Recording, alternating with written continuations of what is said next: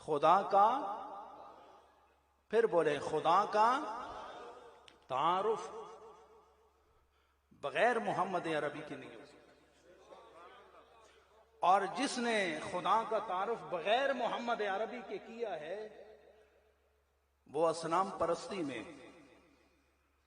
وہ شجر پرستی میں، وہ آگ کی پوجا پاٹ میں مصروف ہو کر اس راہ سے مزید بے راہ اور گمراہ ہو گئے۔ تو جس نے خدا کا تعارف پانا ہے، جس نے خدا کے در تک پہنچنا ہے، جس نے خدا سے شناسائی پانی ہے، اس کے لیے ضروری ہے کہ وہ پہلے در مصطفیٰ پر آئے۔ در مصطفیٰ پر آنے کے بعد خدا تک پہنچنے کی ذمہ داری تیری نہیں، بلکہ خدا تک پہنچانے کی ذمہ داری خدا نے محمد عربی کی لگائی ہے کہ جو تیرے در تک پہنچ جائے وہ یہ سمجھ لے کہ وہ خدا کے در تک بھی پہنچ گیا ہے۔ ہمیں براہ راست خدا کی محبت بھی نہیں مل سکتی، نہیں مل سکتی۔ خدا نے پہلے ہی فرما دیا، قل ان کنتم تحبون اللہ فاتبعونی یحببکم اللہ۔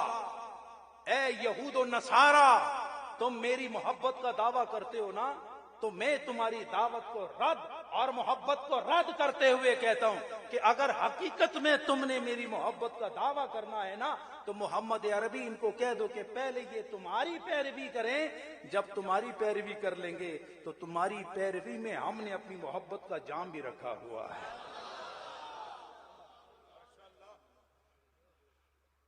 کلام کی ایک بات میرے ذہن میں آئی ہے، وہ بھی میں آپ کے سامنے رکھنا چاہتا ہوں۔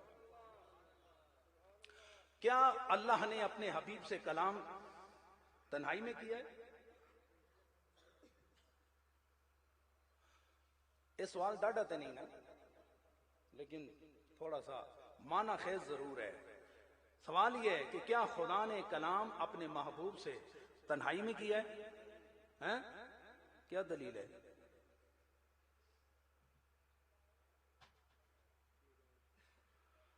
دونوں جہتیں سامنے ہیں۔ اللہ نے اپنے محبوب سے کلام تنہائی میں بھی کیا ہے اور انجمن آرائی میں بھی کیا ہے۔ اسی لیے ہم کبھی محمد عربی کا ذکر تنہائی میں کرتے ہیں اور کبھی انجمن آرائی میں کرتے ہیں، اس لیے کہ یہ خدا کی سنت ہے۔ تو یہ تو تنہائی میں ہو گیا کہ میں نے تخلیق کرنا ہے، کن تو کنزن مخفیہ، کلام بھی ہو گیا، تخلیق بھی ہو گئی۔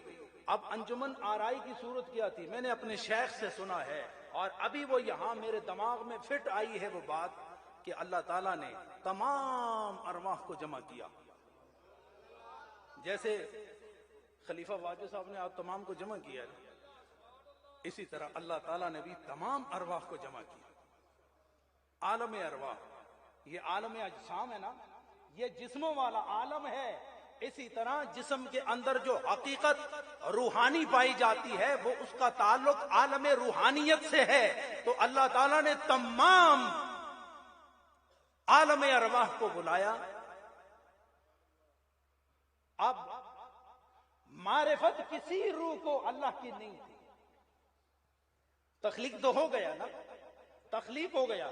اب کلام پہلے تنہائی میں ہوا، اب انجمن آرائی میں ہونے لگا، تو تمام ارواح انسانی کو اکٹھا کیا تو اللہ نے کلام فرمایا،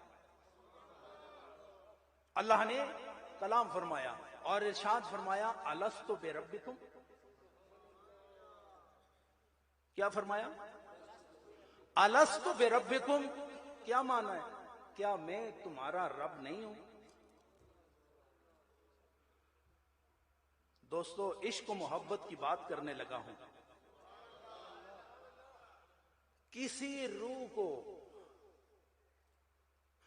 اللہ کی معرفت حاصل نہیں تھی، حالانکہ خالق بھی وہی ہے، مخلوق بھی وہی ہے، لیکن کسی روح کو اپنے خالق کی معرفت نہ تھی، حالانکہ مخلوق کو جاننا چاہیے کہ میرا خالق کون ہے، میرا مالک کون ہے، مجھے روزی دینے والا کون ہے، حیات دینے والا کون ہے، یہ تقاضے دینے والا کون ہے۔ لیکن عالم ارواح ہے. اللہ نے پوچھا الست بربکم، کیا میں تمہارا رب نہیں ہوں؟ تو کسی کو معرفت حاصل نہیں تھی، ایک ہی کی تو معرفت حاصل تھی نا، ایک ہی کو معرفت حاصل تھی. اور وہ کون تھے؟ جناب محمد الرسول اللہ. اور یہ معرفت کا سوال تھا، یہ عشق و محبت کا سوال تھا، یہ خدا کے تعارف کا سوال تھا. اور اس سوال سے آگاہ خدا نے محمد عربی کو کیا تھا، چونکہ تخلیق خدا کی محبت کے لیے تھی. کسی کو پتا نہیں تھا کہ ہمارا خالق کون ہے، ہم آئے کہاں سے، جانا کہاں ہے، ہمارا انجام کیا ہوگا، کسی کو پتا نہیں تھا. لیکن وہ ایک جو وہاں موجود تھا، اس کو اولین کی خبر بھی تھی، اس کو آخرین کی خبر بھی تھی. وہ اپنوں کو بھی جانتا تھا، وہ بیگانوں کو بھی جانتا تھا، وہ نبیوں کو بھی جانتا تھا، وہ مرسلین کو بھی جانتا تھا، وہ مومنین کو بھی جانتا تھا، وہ مشرکین کو بھی جانتا تھا، وہ منافقین کو بھی جانتا تھا، وہ جنتیوں کو بھی جانتا تھا، وہ دوزخیوں کو بھی جانتا تھا، وہ فرشیوں کو بھی جانتا تھا، وہ عرشیوں کو بھی جانتا تھا. وہ ایک ہی تھا اس موقع پر جس کو محمد عربی کہتے ہیں. جب سوال کیا گیا الست بربکم، کیا میں تمہارا رب نہیں ہوں، تو سارے خاموش تھے. ایک روح محمدی تھی، وہ پکار پکار کے کہنے لگی بلا بلا، اے اللہ کیوں نہیں، تو ہی تو ہمارا رب ہے، تو ہی تو خالق کرنے والا ہے اور تو ہی کلام کرنے والا ہے.